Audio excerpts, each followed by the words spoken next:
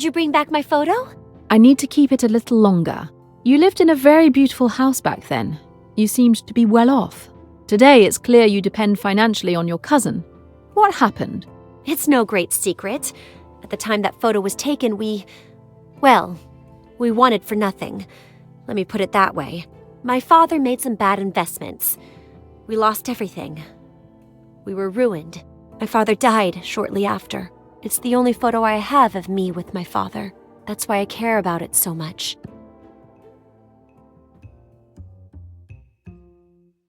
I think you might be editing your story a little bit.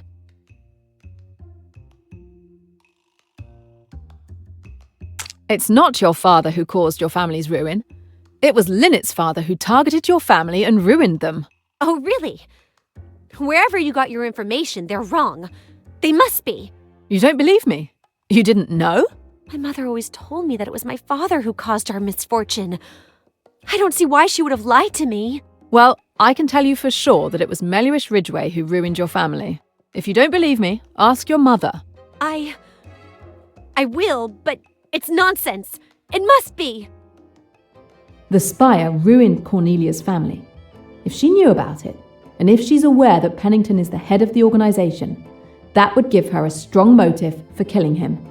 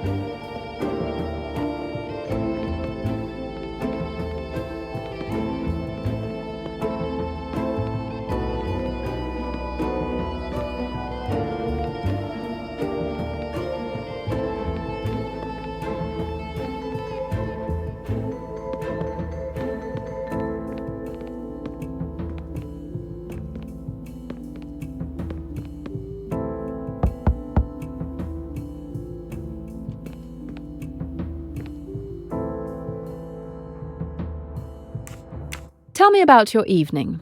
I came back to my room after dinner. I haven't gone out since. I needed to be alone to collect my thoughts after this eventful day. I heard a huge crash a few minutes ago. That's all I heard.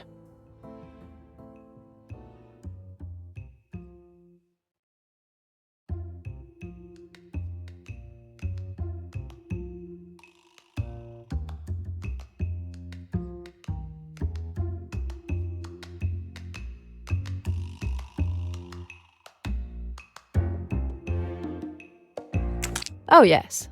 Were you really alone? Yes, I've already told you that.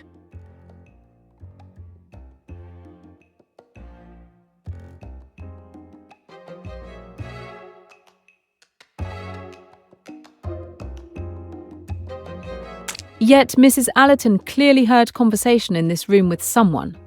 And I don't think you were talking to yourself. Yes, sorry. Too much commotion. I almost forgot that I was indeed with Cornelia.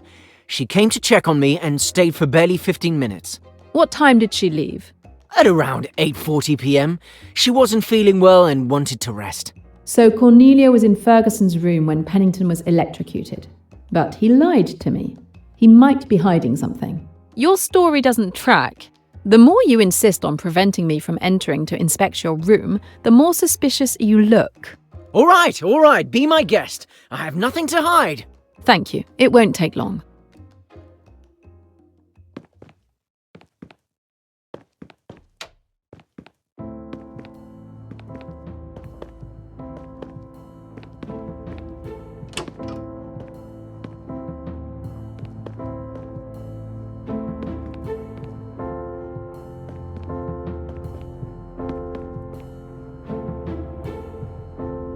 No balcony. I knew the murderer couldn't enter Pennington's room that way.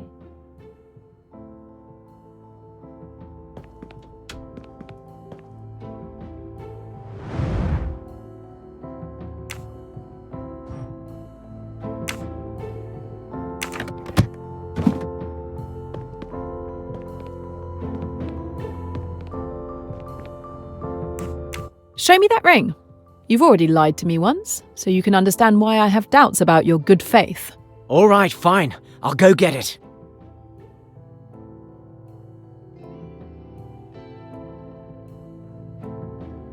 Here it is. Happy now? I'm going to draw this coat of arms from my clue wall.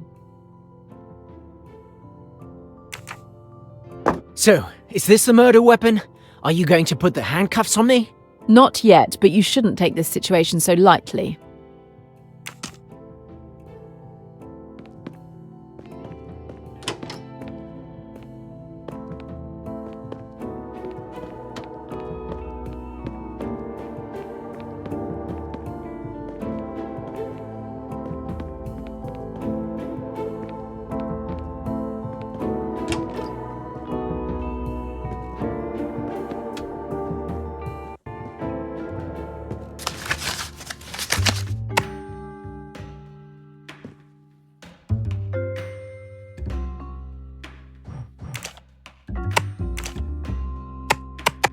Looks like Ferguson is actually part of the Dawlish family, one of the richest families in England.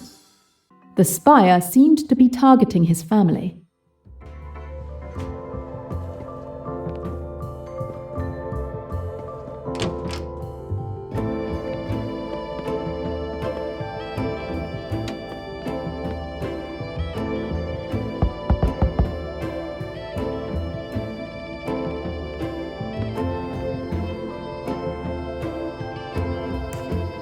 What did you do after your meal this evening? I have a little secret.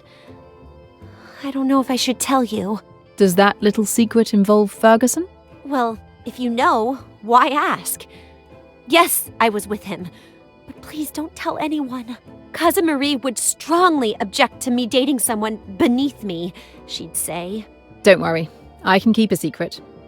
So you were with him and? Nothing special. I met him after dinner. We talked for about 15 minutes, but I was exhausted from all the drama. I went back to my room and haven't left it since. And when you were in Ferguson's room, did you hear anything? No, but I wasn't paying much attention to anything happening outside the room.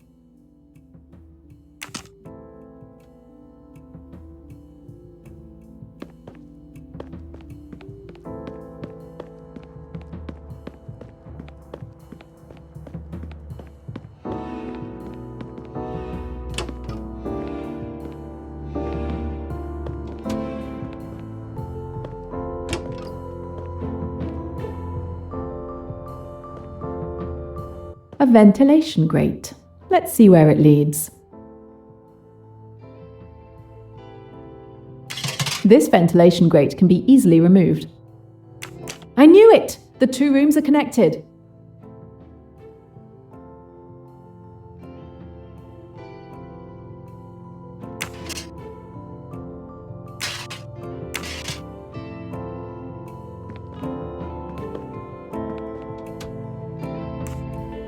I've uncovered the little mystery of your signet ring. Again with my signet ring? Are you insane? It's just a perfectly ordinary signet ring. My father gave me that ring. I keep it safely in a secure box because it holds a lot of sentimental value for me. Your signet ring is not as ordinary as you claim. Really? What makes you say that?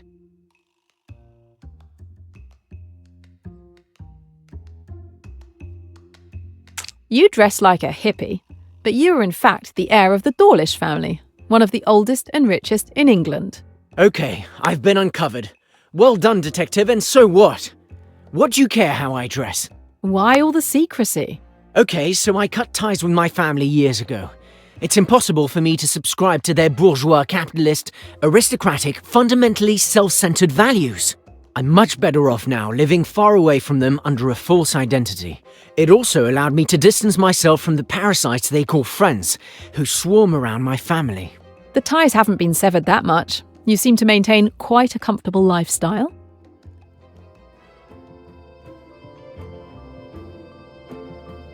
The spire is looking to ruin the Ferguson family. If he's aware that Pennington is the head of the organisation, he knows that by killing Pennington, he distances the spire from him and his family. That would be a good motive to kill him.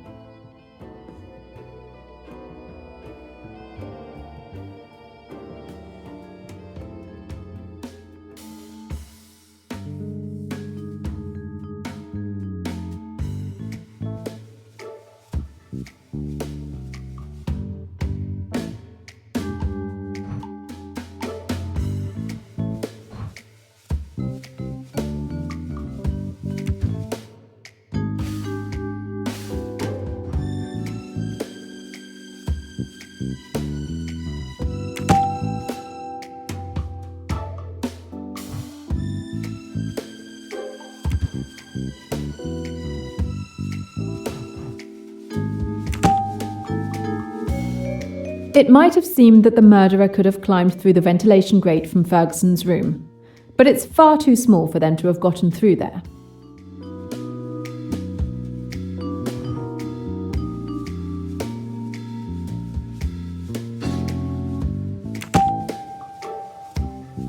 The murderer must have used the ventilation duct in Ferguson's room to cut the string holding the wall lamp.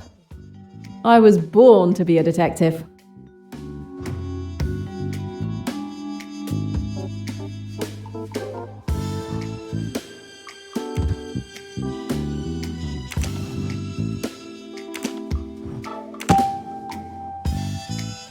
Only Cornelia and Ferguson had motives to kill Pennington, and they are also the only ones who had access to the ventilation duct to cut the string at the time of the murder. One of them must be the murderer. I'm going to confront them. That one's for you, Emmy.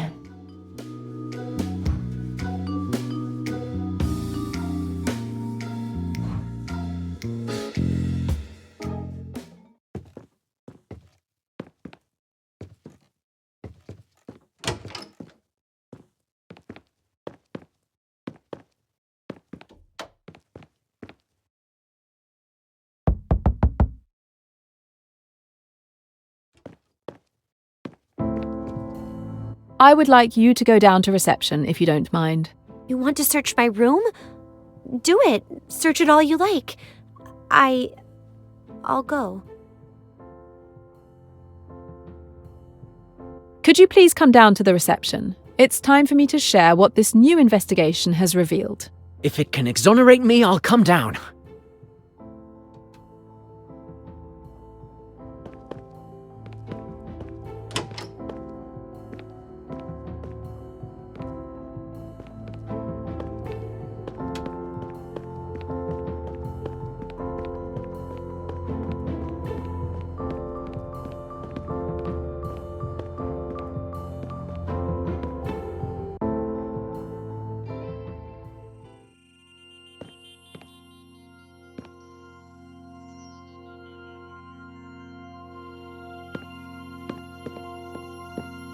So, did the police still need you? I'm sparing you the details, but the case is definitely closed this time. However, I just learned that Pennington has been killed. Yes, that's right. A police officer just arrived. I've made him wait. I've been told that you're investigating. Do you need help? No, I think I've solved Pennington's murder. Oh, really? So soon? I'm impressed. Please continue. For once, I only need to observe. If you don't mind. As you know, Mr. Pennington was found dead, electrocuted in his bathtub. The wall lamp had come loose from the wall. It was clear to me that the lamp had been rigged with a string connected through a ventilation grate, but no one could have entered the room to trigger the trap. A murder. The trap could only have been triggered from the ventilation grate in Ferguson's room. Only 2 people were present in the room at the time of the murder, Ferguson and Cornelia. One of them killed Pennington. I've had it with your accusations. I don't understand anything about your story. I'm just getting started. We first need to talk about Mr. Pennington. Thanks to documents I retrieved at the time of Ricchetti's arrest, I discovered the true identity of Andrew Pennington. He is more than just the manager of the Ridgway family finances. He is also the head of a criminal organization called The Spire. They are involved in arms trafficking on an international level. Want to start a revolution? They'll supply every bullet. Ricchetti worked as a hitman for them. Pennington was a crime lord? I knew he was corrupt, but to that extent. I also discovered that Pennington was connected to my 2 suspects. Let's start with Cornelia. You were born into wealth, but your family was ruined by Pennington and Lynette's father, who was also part of the Spire. You knew this, and you decided to take your revenge. You're wrong! My father caused his own ruin! Let's next have a look at Mr. Ferguson. Beneath his hippie facade, he comes from one of the richest families in England. You might say, but he lives in poverty, away from his family. In this case, clothes don't make the man, and his family was targeted by the Spire to be stripped of their fortune. He takes luxurious trips with the family's money and enjoys a lavish life. Killing Pennington would ensure he could maintain that lifestyle. What is this Spire? I've never heard of it. It sounds like the villains in a James Bond movie. The Spire is real enough. I can prove it. So, both suspects have a motive to kill Pennington. Here's how the murder happened.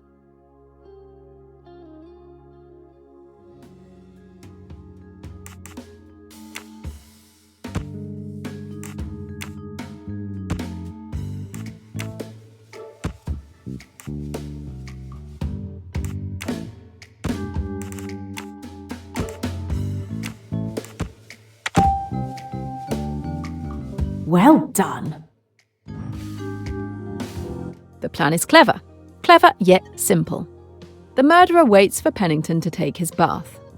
The killer locks himself in the bathroom next to Pennington's bathroom, opens the ventilation grate, and cuts the invisible fishing line holding the wall lamp. The lamp falls into the bath, electrocuting Pennington and blowing the fuses. Miss Van Schuyler alerts the receptionist when she sees the bathwater spilling into the hallway. A little genius, this murderer. Very little fuss or bother. Your explanations are very clear, Miss Royce. But there's a small problem. I see where you're going with this. That's right. There's a missing piece to the puzzle. How did the murderer manage to set the trap? We know that the wall lamp had been deliberately unscrewed and hooked to a string at the grate. All of this could only have been done from inside Pennington's room. But when? No one could have entered Pennington's room from the time we arrived tonight until his death, because we all dined together. And then he went up to his room. The trap must have been set up well in advance. But when? We just arrived. Today is your second visit to this hotel. You were all in the hotel a few days ago, before the boat departure for Abu Simbel. Cornelia too. The room could have been entered then and the trap rigged. So the trap was set and only waiting to be triggered after the return from the cruise. But I had the same room as last time. If I may, we always give the same room to a guest if we know they will be returning to the hotel. You all had the same room as before the cruise. Since there were no complaints, the hotel arranged for everyone to return to the same rooms. There's a way to be sure. I'll show you how.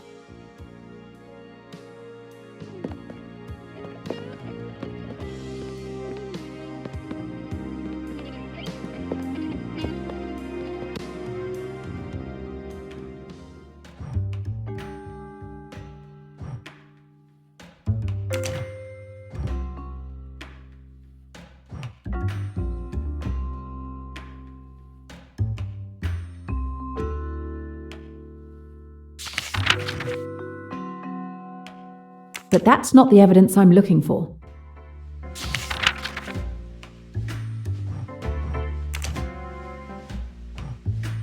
But that's not the evidence I'm looking for.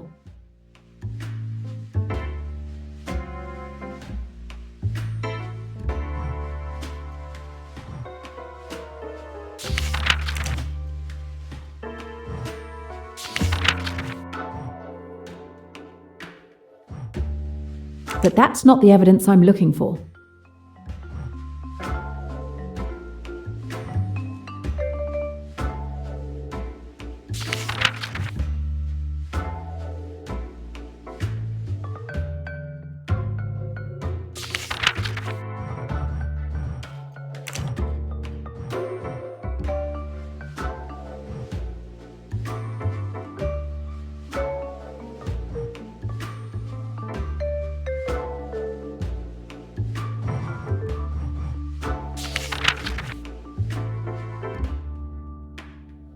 But that's not the evidence I'm looking for.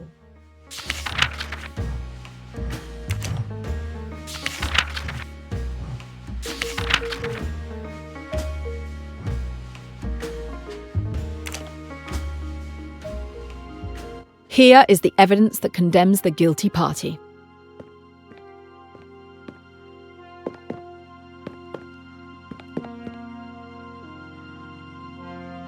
I can therefore identify the culprit with certainty.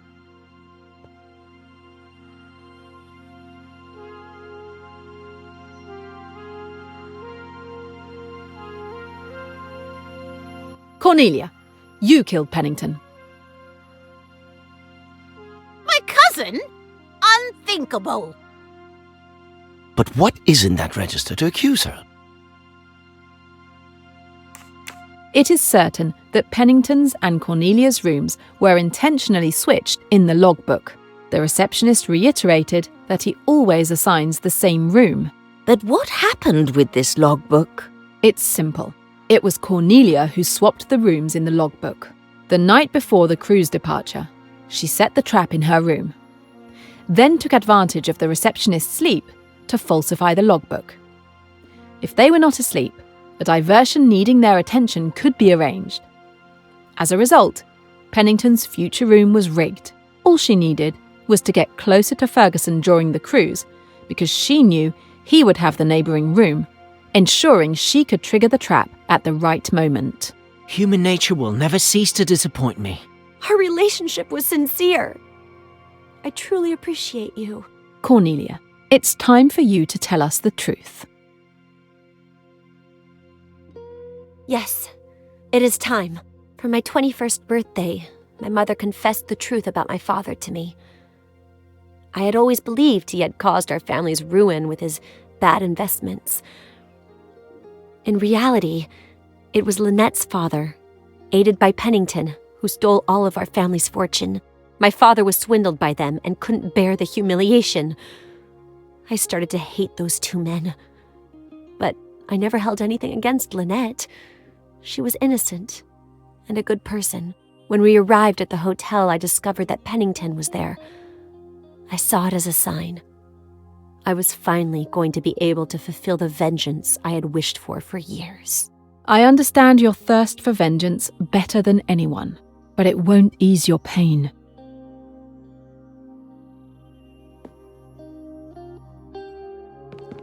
My dear, I didn't know. I'm sorry. I should have been there for you more.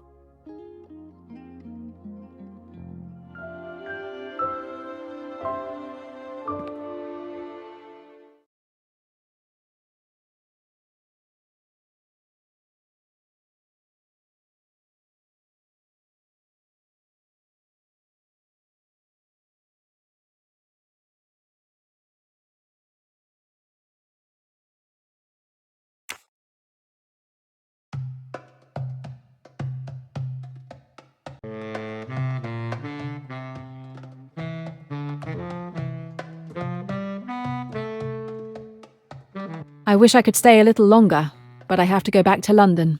I would have enjoyed traveling back with you, but I'm staying a few more days. I might, finally, be able to relax and enjoy Egypt. If it is not impolite to ask, what are you going to do when you return to England, Miss Royce? I'm not taking on any new cases right away. There's more I need to know about Emmy's murderers. I'm going to dig deeper into the Spire organization. It is a big case you're tackling, Miss Royce. A dangerous one. I wish you the best of luck. Please, keep me informed. And if there is anything Poirot can do, please just ask. It's been a pleasure, Mr. Poirot. For me as well, mademoiselle. Of course, there were 1 or 2 points in your summation of the crime where you erred. What? When? Why didn't you speak up during my explanation? But you were doing so well, and I knew you were doing it. You needed to do it. For your dear Emmy. Let it never be said Poirot does not recognize when love speaks. It is better just to listen.